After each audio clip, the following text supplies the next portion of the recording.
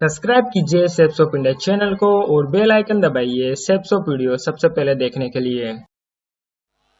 आप सभी को नमस्कार साथियों। रियली मैं दिल से धन्यवाद देना चाहूँगा आज जिस भी शख्स ने यहाँ पे उपस्थित होके मेरी रिकॉग्निशन की शोभा बढ़ाई है। दिल से धन्यवाद आप सभी को।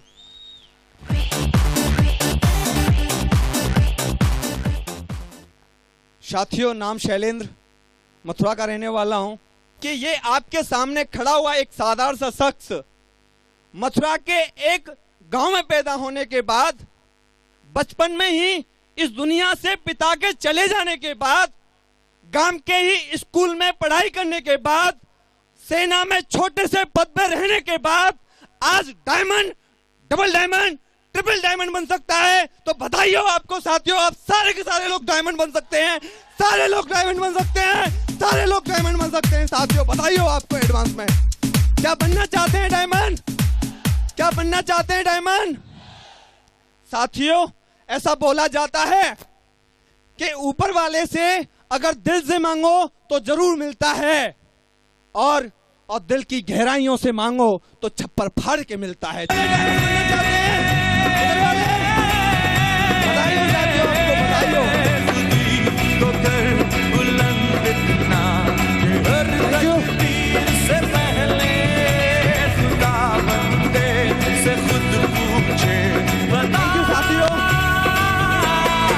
थैंक यू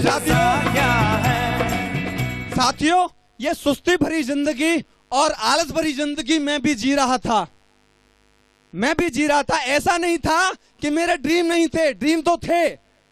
नौकरी लगने से पहले भी मैंने यहाँ आगरा में डेयरी खोलने का प्लान बनाया था, लेकिन किसी के भी कारणवश, किसी भी शख्स के कारणवश वो मेरा प्लान फेल हो गया। फेल होने के बाद 18 साल की उम्र में मैंने सोचा कि मैं अपने खेत में, मेरे को किसी ने सलाह दी, जैसे व्यक्ति की जैसी सलाह मानेंगे वैसा उसको मिलेगा। ये सुनो, मेरे को किसी ने सलाह दी कि शैलेंद्र तू अपने खेत में बरसी कर ले, और बरसी में 2 फायदे हैं। एक तो काट के उसको मथुरा में पहुंचा दे, उसका फायदा। दूसरा फायदा बीज उसमें से निकलेगा, उसका फायदा। साथियों, मैंने पूरे खेत में अपने में बरसी कर दी। मेरे घर वाले, मेरे मम्मी वगैरह, मैं खुद और मेरे सभी घर वाले सुबह से शाम तक उस बरसी को काटते थे, और काटने के बाद वहां मथुरा लेके जाते थे एक जुगाड़ से, और जितने की बरसी बिकती थी वो पूरा का पूरा वो जुगाड़ का किराया जाता था। साथियों, मैं बड़ा नर्वस हो गया कि भाई मैं करना चाहता हूं कुछ, होता कुछ है। साथियों, फिर मेरे को लगा कि कैसे भी करके कहीं भी क्या मिल जाए, नौकरी मिल जाए। और नौकरी की तलाश में था और नौकरी मिल गई। सेना में भर्ती हो गया। ऐसा नहीं कि सेना में भर्ती होने के बाद परिवर्तन नहीं हुआ हो, परिवर्तन तो हुआ था, लेकिन जो मैं सोचता था वैसा कोई परिवर्तन नहीं था। हम अपनी जिंदगी में बड़ा परिवर्तन चाहते हैं। सेना में भी ड्रीम दिखाए जाते थे मुझे कि भाई आप 20-25 साल नौकरी कर लो, आपके 1 स्टार लग सकता है, 2 स्टार लग सकता है, आप सूबेदार मेजर भी बन सकते हैं। ऐसे मुझे ड्रीम दिखाए जाते थे। वो भी लगातार 20-25 साल नौकरी करने के बाद, लगातार जब मैंने उनको देखा, मैं स्कूटर चला रहा हूं, वो 2 स्टार वाले भी स्कूटर चला रहे हैं, मैं जो है सरकार से सहायता प्राप्त क्वार्टर में रह रहा हूं, वो भी सरकार से सहायता प्राप्त क्वार्टर में रह रहे हैं। कोई खास परिवर्तन तो था नहीं।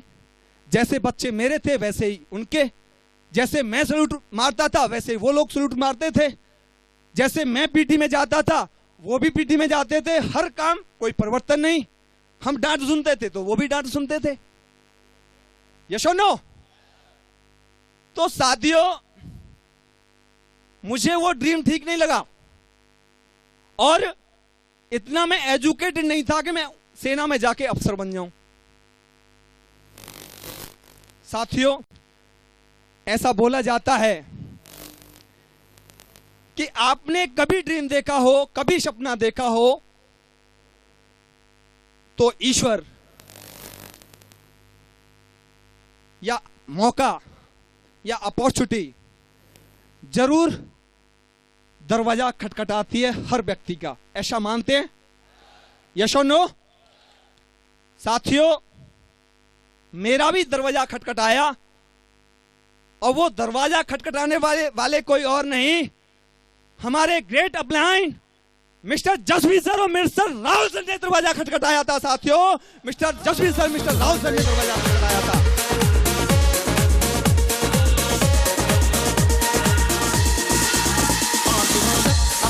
Thank you. साथियों, प्लान देखने के बाद बड़े जोश में, और जैसे ही मैं मथुरा से जोधपुर गया तो जोश, जैसे जैसे मैंने लोगों से मिलना शुरू किया तो सब ठंडा हो गया था। मैं कमिटमेंट करके गया था यहां पे कि सर मैं वहां से लाइन लगा दूंगा, बहुत सारे लोग ज्वाइन होने वाले हैं और वहां पे धूम मचा देंगे जोधपुर में जाके। लेकिन लोगों ने उल्टा मेरी धूम मचा दी, और मैं बिल्कुल साइलेंट हो गया। मैं अपनी नौकरी में ध्यान देने लग गया। अभी यहां से रोल शुरू होता है कामधारी अपलाइन का। यस और नो? यानी उसी टाइम पे मिस्टर जसवीर जी का फोन आता है, और तकरीबन 25-30 दिन बाद 25-30 दिन बाद फोन आता है और बोलते हैं, भाई फौजी तू तो बोल के गया था हम जोधपुर में लाइन लगा देंगे और पता नहीं क्या क्या करने वाले थे आप, लेकिन आपका तो फोन भी नहीं आया। मैं बोला सर मुझे सिक्योर लाइफ करना नहीं है, मुझे नौकरी ही करना है। ऐसा बहुत सारे लोगों के साथ में होता है। यस और नो? मेरे साथ में भी हुआ। मिस्टर जसवीर जी बोलते हैं फोन पे, भाई फौजी ये तो बता दे आखिर हुआ क्या तेरे को। मैं बोला सर हुआ क्या, लोग अच्छे अच्छे डायलॉग मारते हैं मेरे को, बोलते हैं कि तेरी उम्र 26 साल है, हमें नौकरी करते हुए 26 साल हो गए, तू हमें समझा रहा है? तेरी नौकरी 8-9 साल है, हमारे बच्चे 8वीं-9वीं क्लास में पढ़ते हैं। देख शैलेंद्र, तू हमारे साथ में नौकरी कर रहा है, जैसे कि मेरे घर वालों से भी बड़े हितैषी वो, ऐसा मुझे समझा रहे कि देख शैलेंद्र तू हमारे साथ में नौकरी कर रहा है और हमारा फर्ज बनता है तेरे को समझाने का। जिसने पहले सिक्योर लाइफ ज्वाइन कर ली वो बन गया होगा करोड़पति। जिसने पहले सिक्योर लाइफ ज्वाइन कर ली उसने ले ली होगी कार। जिसने पहले सिक्योर लाइफ ज्वाइन कर ली उसने बनवा लिया होगा मकान। तेरा कुछ आने वाला नहीं है। वो बोलता है कि पहले जो सिक्योर लाइफ को ज्वाइन किए थे उन्होंने कार ली, तो आज भी लोग कार ले रहे हैं। मैं तेरे को दिखा देता हूं, तू आजा आगरा में, आगरा मथुरा में आजा, मैं दिखा देता हूं। आज भी लोग कार ले रहे हैं।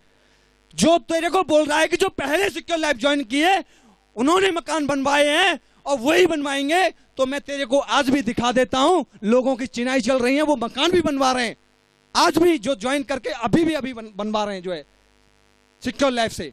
और तू बोलता है या तेरा साथी बोलता है कि जो पहन रहे हैं सिक्योर लाइफ से, फैसला तेरा है कि तुझे क्या करना है। तुझे 20-25 साल नौकरी करके तुझे सूबेदार बनना है या सूबेदार मेजर बनना है या तुझे करोड़पति बनना है या डायमंड बनना है, फैसला तेरा है। तेरे को क्या करना है। सर की बात को सुन के मेरे रोंगटे खड़े हो गए थे फोन पे, और मैंने बोला सर को मुझे बताइए कब आना है। बोला अभी आजा, परसों से होने वाली है। और मैं साथियों आ गया मथुरा में। मथुरा में आने के बाद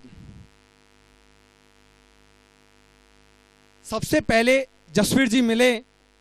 जसवीर जी ने और राहुल सर ने बैठ के मेरी FIM की, जो कि मेरी पहले नहीं हुई थी FIM। मुझे तुरंत दूसरे दिन ही जाना पड़ा था ज्वाइन करने के बाद। मेरी बैठ के लिस्ट बनवाई और मेरा क्यूएससी का ड्रीम सेट करवाया और मुझे मेरे से ही रिलेटेड फौज में नौकरी करके डायमंड बनने वाले मिस्टर नरसी केवाल जी का वीडियो दिखाया। और वो वीडियो देखने के बाद लगा यार ये फौज में नौकरी करके डायमंड बन सकते हैं तो मैं क्यों नहीं बन सकता। ऐसा लगता है यस और नो? जो स्टूडेंट हैं वो जसबीर जी को देख के मुट्ठी बंद करते होंगे कि अगर जसबीर जी डायमंड बन सकते हैं, वीनस बन सकते हैं, मरकरी बन सकते हैं तो हम क्यों नहीं बन सकते। यस और नो?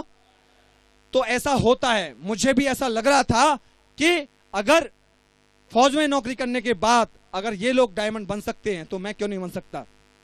साथियों, एक गांव में मेला लगा हुआ था और एक 15-16 साल का लड़का मेले में जा रहा था और जाते जाते उसकी भाभी निकल के आती है और भाभी बोलती है कि देवर जी मेरे पप्पू के लिए झुंझुना लेके आ जाना। क्या लेके आ जाना? झुंझुना। देवर बोलता है कि भाभी मैं जरूर लेके आऊंगा झुंझुना। और दूसरी भाभी निकल के आती है और वो भी बोलती है कि देवर जी मेरे पप्पू के लिए क्या लेके आ जाना? झुंझुना। और देवर बोलता है कि भाभी जरूर झुंझुना लेके आ जाऊंगा। और तीसरी भाभी निकल के आती है और वो साथ में अपना पर्स भी लेके आती है। क्या लेके आती है? पर्स। और पर्स में से 20 का नोट निकाल के देती है देवर को और बोलती है कि देवर जी मेरे पप्पू के लिए लेके आ जाना झुंझुना। क्या लेके आ जाना? और देवर ने बोला एक्साइटेड होके 20 का नोट देख के कि भाभी किसी भाभी का पप्पू झुंझुना से खेले ना खेले लेकिन तेरा पप्पू जरूर झुंझुना से खेलेगा, तेरा पप्पू जरूर झुंझुना से खेलेगा।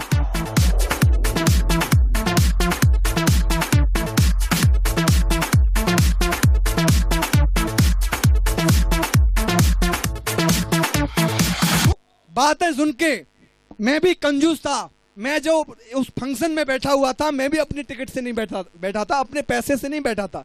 मैंने भी जसवीर जी को बोला कि मैं पैसे नहीं लेके आया, मैंने भी बोला था। लेकिन वो सक्सेसफुल व्यक्ति को सुनने के बाद मैंने सबसे पहले बाहर जाके निकाला पैसा और पकड़ा दिया जसवीर जी को। और बोलते हैं जसवीर जी कि आप तो लेके नहीं आए थे। मैं बोला राहुल सर से लिया है, मेरे गांव के, मैं गांव में दे दूंगा, आप रख लो।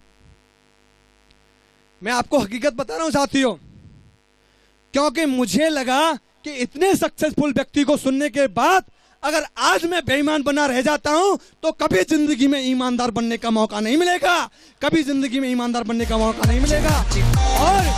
और डायमंड वही बनते हैं जो ईमानदार होते हैं। डायमंड कौन बनते हैं? जो ईमानदार होते हैं। यस और नो?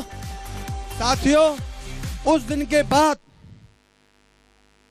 मैं मुट्ठी बंद करके गया था कि अगर शैलेंद्र इस दुनिया में रहेगा और सांस ऊपर वाला बख्शेगा तो डायमंड जरूर बनेगा, डायमंड जरूर बनेगा, चाहे उसके लिए कुछ भी करना पड़े मुझे, डायमंड जरूर बनेगा। और साथियों, वहां पे चला गया मैं जोधपुर में। जोधपुर जाने के बाद मैंने प्लानिंग सेट किया कि भाई फौजी व्यक्ति के पास में जो है टाइम बहुत कम होता है। यस और नो? भाई मैं कम से कम समय में ज्यादा से ज्यादा लोगों को कैसे मिलूं। तो मैं जिस ऑफिस में काम करता था वो एसी था और मेरी मई 2009 की ज्वाइनिंग है। ज्वाइनिंग के बाद मैं जैसे ही जून के फर्स्ट वीक में वहां पे गया तो वहां पे जाने के बाद गर्मी बहुत थी। राजस्थान में गर्मी पड़ती है। यस और नो? राजस्थान से कुछ लोग आए हैं यहाँ पे, जोधपुर से आए हैं। यस और नो? तो राजस्थान में गर्मी बहुत पड़ती है। तो जिस एसी ऑफिस में मैं काम करता था, एक और बात बताऊंगा मैं आपको कि फौज में चाय का प्रचलन बहुत है। चाय का प्रचलन, फौजी हैं क्या कुछ लोग? तो उनको पता होगा कि भाई फौज में सुबह 4 बजे चाय बनना है तो बनना है, चाहे कोई पिए या ना पिए। उसके बाद फिर 7 बजे सुबह चाय बनना है तो बनना है, चाहे कोई पिए या ना पिए। उसके बाद फिर 10 बजे चाय बनना ही बनना है, चाहे पिए या ना पिए। और फिर शाम को 4 बजे चाय बनना है, दोपहर को कोई पिए या ना पिए। भाई चाय बहुत बनती है फौज में। और जो मेरे साथी थे जहाँ पे मैं काम करता था वो धूप में निकलना नहीं चाहते थे, चाय तो पीना चाहते थे। एसी में चाय की जरूरत होती नहीं होती है, लेकिन वो धूप में नहीं निकलना चाहते थे। मैंने फिर एक काम किया कि भाई मैं इनको चाय पिलाता हूँ ला ला के, और मैं सही चाय लेने के लिए जैसे चाय का टाइम होता था उससे 1 घंटे पहले निकलता था। कोई कुछ नहीं बोलता था, बोला ठीक है शैलेंद्र हम तेरा काम देख लेंगे, तू लेके आ जा। और 1 घंटे पहले निकल के मेरा टाइम पहले ही सेट होता था। बाहर स्कूटर में किक मारूंगा और कैथली को रखूंगा मैस में, और फिर एक प्लान दिखा के आऊंगा वहां पे जाके टाइम सेट करके। उसके बाद फिर वहां से चाय लेके आऊंगा, फिर चाय कप में कर करके और मैं जो है सबको पिलाऊंगा। और सब खुश रहते थे कि भाई ये शैलेंद्र कैसे बदल गया साला, पहले तो किसी को चाय नहीं पिलाता था, आजकल ये चाय भी पिलाता है सभी को, हैं? तो बंदे सारे खुश। फिर जैसे किसी दिन सेट नहीं हो रहा है टाइम, तो मैं उसमें से चाय लेके आऊंगा, तो पहले एक व्यक्ति को बताऊंगा कि आ जाओ जो है चाय लेके आ गया हूं, और उसको चाय पिला के, अलग रूम था, चाय भी पिलाऊंगा और उसको प्लान दिखाऊंगा। भाई मैं बोला यार चाय में बहुत ताकत है, ऐसे कर करके चाय पिला पिला के प्लान बता बता के पहले 1 महीने में कोई ज्वाइन नहीं हुआ था साथियों, लेकिन उस चाय में ताकत थी कि अगले 1 महीने में, उस फंक्शन में वो ताकत थी कि अगले 1 महीने में मेरे साथ में 12 लोग आ चुके थे साथियों, 12 लोग, 12 की टीम बनी। और फिर सर लोगों को बुलाया था, जसवीर सर को, बुजेपाल सर को, याद होगा सर लोगों को। और फिर वो 12 लोगों की टीम अगले 2 हफ्ते में 50 की हो चुकी थी साथियों, सर की वजह से, सर को बुलाने की वजह से 2 हफ्ते में 50 की। और मैं बन चुका था सिल्वर। 12 जुलाई 2009 को मैं सिल्वर बन गया था साथियों। लेकिन सक्सेस मिलती जा रही थी, लेकिन फौज ने अड़ंगा डाल दिया और मुझे उठा के पोस्टिंग भेज दिया। कहाँ पे? ऊधमपुर। कहाँ भेज दिया? ऊधमपुर J&K में। मैं सोच रहा था यार डायमंड बनूंगा, ये चक्कर क्या हो रहा है। फिर मैं सोच रहा था कि यहाँ पे यार फैमिली क्वार्टर भी हैं, मैं यहाँ पे फैमिली लेके आऊँगा और फिर मैं यहाँ पे काम शुरू करूँगा। मैं जैसे ही विचार कर रहा था, लेकिन फिर उठा के पोस्टिंग भेज दिया मुझे J&K के सबसे खतरनाक एरिया, डोडा डिस्ट्रिक्ट के मरमत एरिया में, एक पहाड़ी के ऊपर। और जैसे ही मैंने वहाँ पे जाके उस पहाड़ी को ऐसे करके देखा, मैं बोला यार इधर भी लोग उधर भी लोग रहते हैं क्या। 6 घंटे पैदल चलने के बाद अपनी जगह पे पहुंचना होता था। और साथियों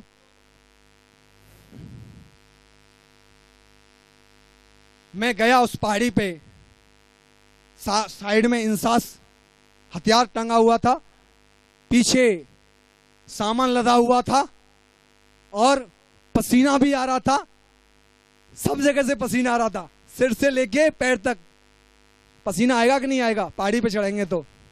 मैं बोला यार चलने लगे थे डायमंड बनने के लिए, लेकिन यहाँ तो कुछ उल्टा ही होने वाला है।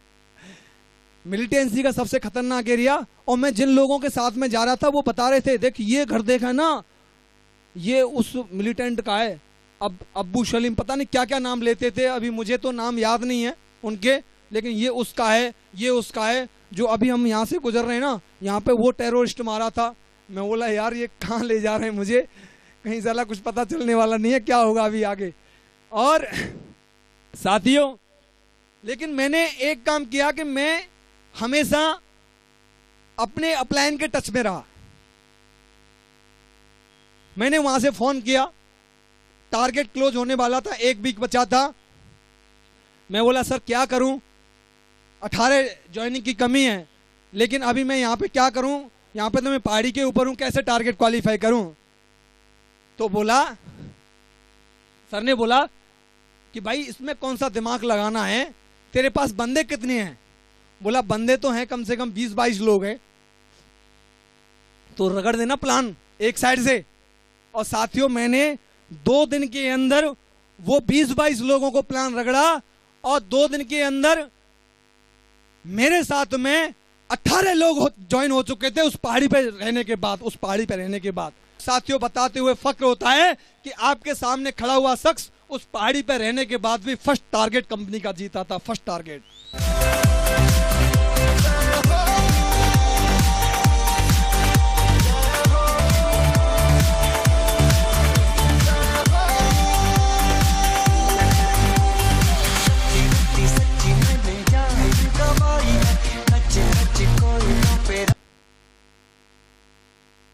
मैं टारगेट क्यों जीता था?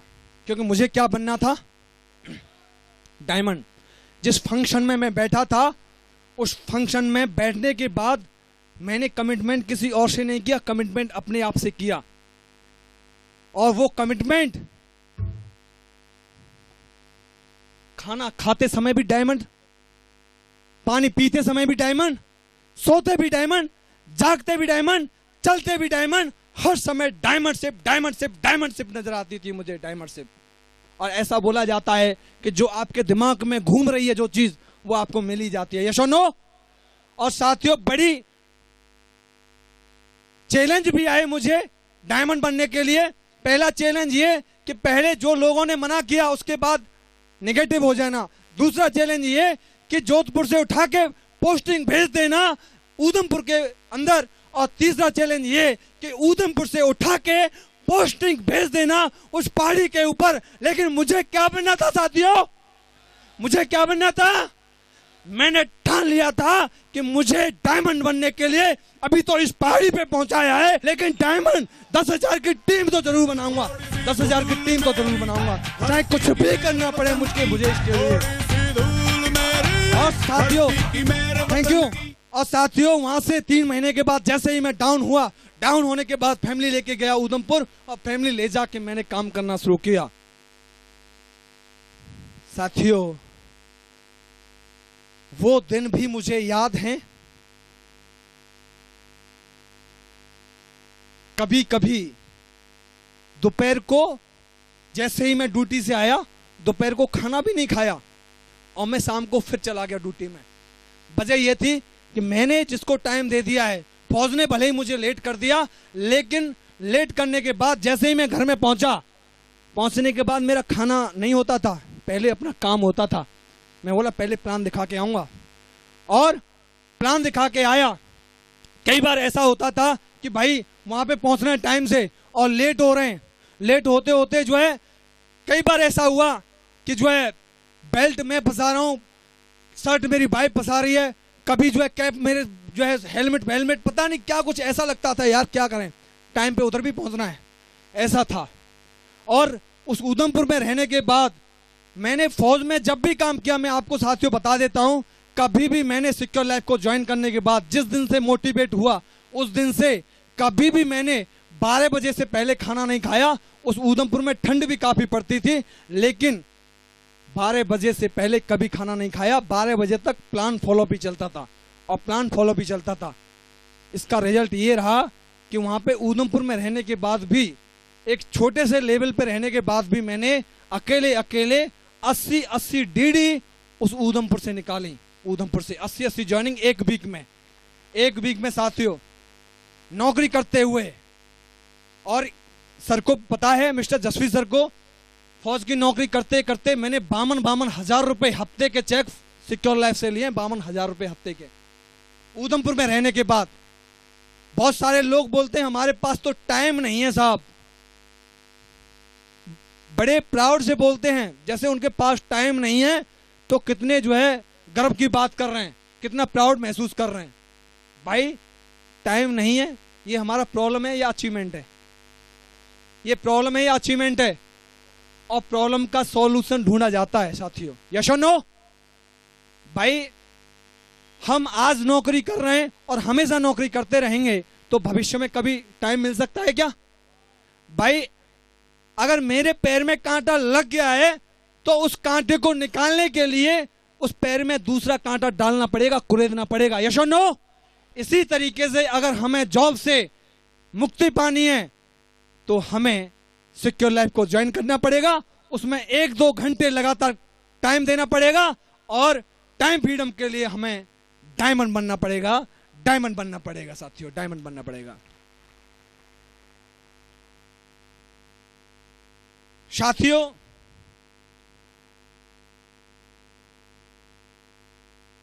ऐसा नहीं कि मैं मोटिवेट हो गया तो मेरी प्रॉब्लम दूर हो गई। प्रॉब्लम तो उसके बाद भी आई, लोगों ने नकारा काफी, लोगों ने अच्छे अच्छे डायलॉग मारे। मेरे साथ में जो नौकरी किया करते थे बोलते थे कि भाई शैलेंद्र, उसके बाद भी ऐसा नहीं, उसके बाद, क्योंकि हमारा ड्रीम पक्का था कि भाई नौकरी छोड़नी है और कार लेनी है तो लेनी है, डायमंड बनना है तो बनना है, तो बातों में बदलाव हो जाता नहीं होता जाता है, यस और नो? तो बोलते थे कि भाई शैलेंद्र तू ही कार ले लेना, तू ही करोड़पति बन जाना, तू ही अपना बढ़िया सा बंगला बनवा लेना, हमें तो फौज की नौकरी करने दे। साथियों, आज की डेट में शैलेंद्र आपके सामने है, ट्रिपल डायमंड के रूप में सारे लोग नौकरी ही कर रहे हैं, कुछ नहीं है, नौकरी कर रहे हैं जो बोलते थे आज की डेट में। और आज वीडियो देख देख के वो लोग बोलते हैं कि शैलेंद्र की उस दिन बात मान जाते तो हो सकता है कि वो ट्रिपल डायमंड बनाए तो हम भी कहीं ना कहीं रूबी के नजदीक होते या डायमंड के नजदीक होते, यस और नो? साथियों, जो भी मैंने काम किया इसमें ऐसा नहीं है कि मेरे अकेले की भागीदारी है। हमेशा मेरी वाइफ मेरे साथ में रही ड्यूटी पे।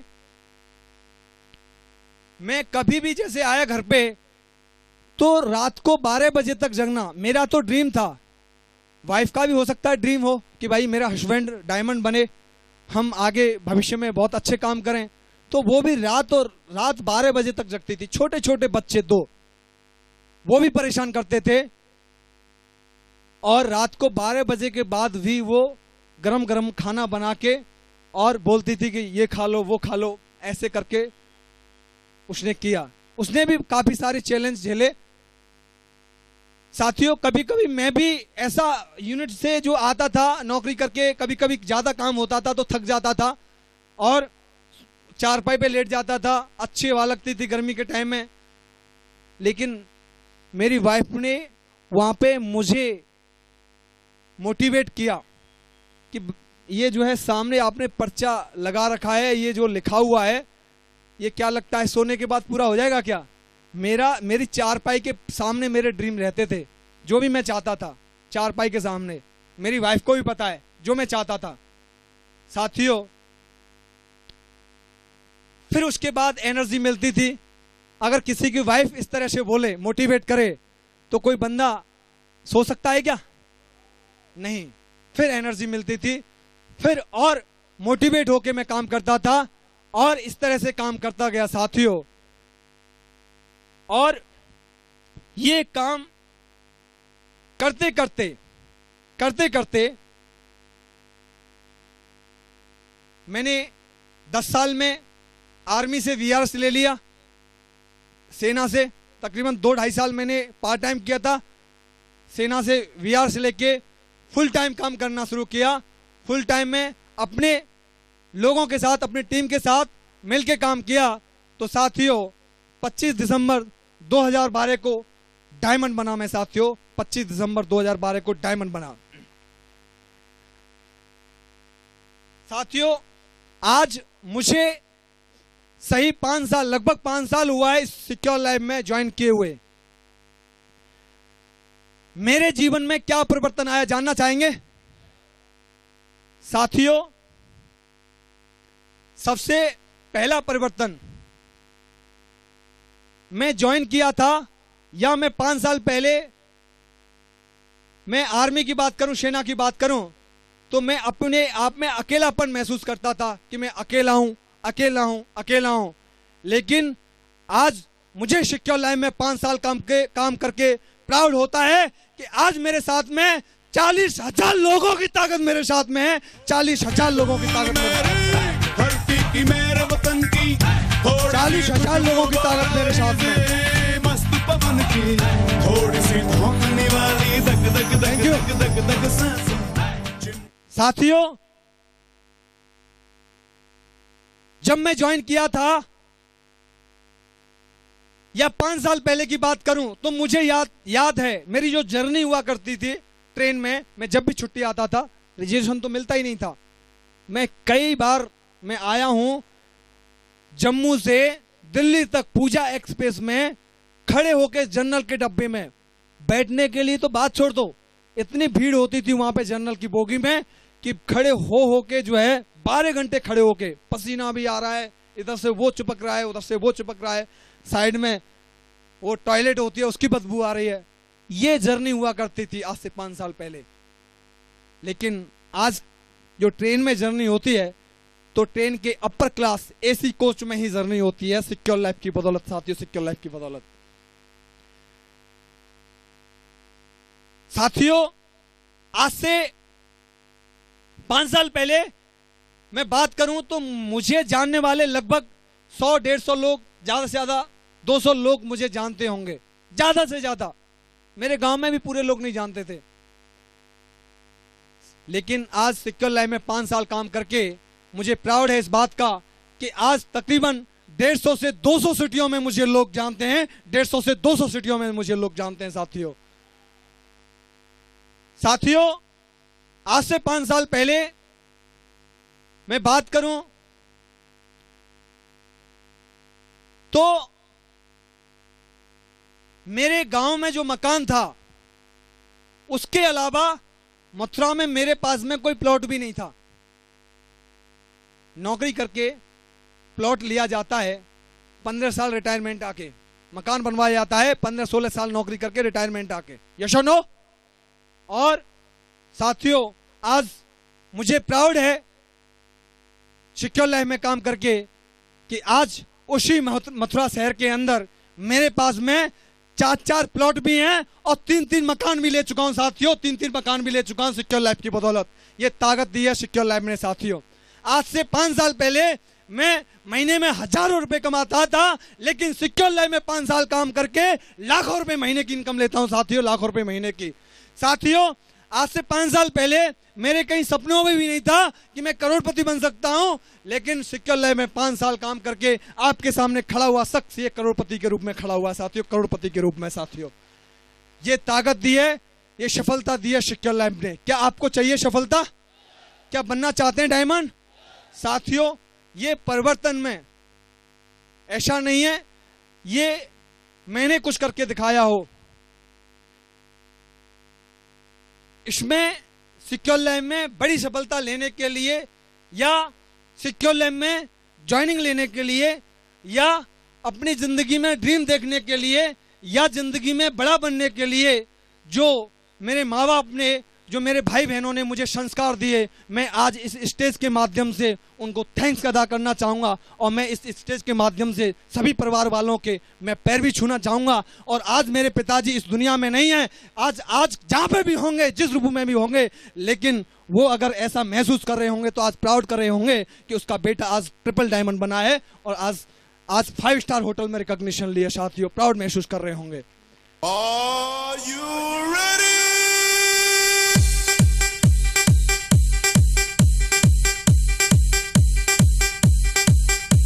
थैंक यू साथियों। साथियों, मैं रियल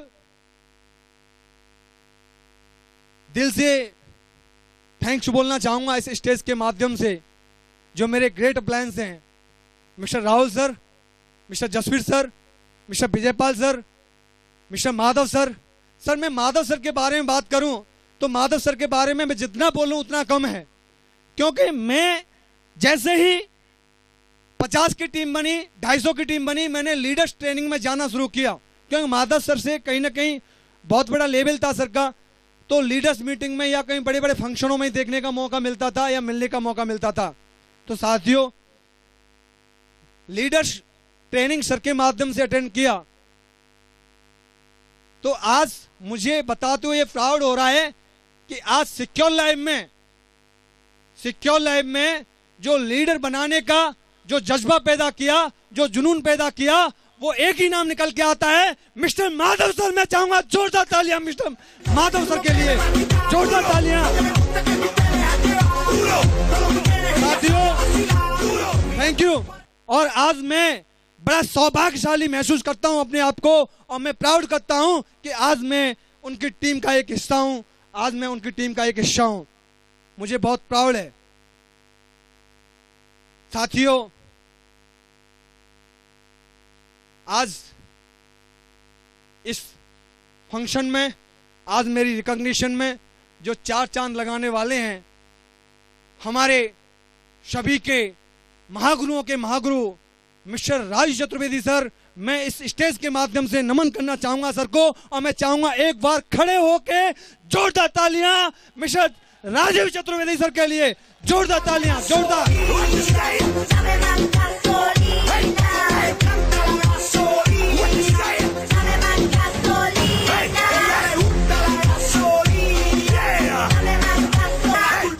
थैंक यू साथियों। आज मैं इस बात के लिए भी बड़ा सौभाग्यशाली हूं कि जो भी मेरे साथी डायमंड यहां पे बैठे हुए हैं फ्रंट रो में, कहीं ना कहीं इनकी बातों को सुन के हमेशा मोटिवेशन मिला, इनका प्यार मिला, इनके साथ चलने का जज्बा पैदा किया।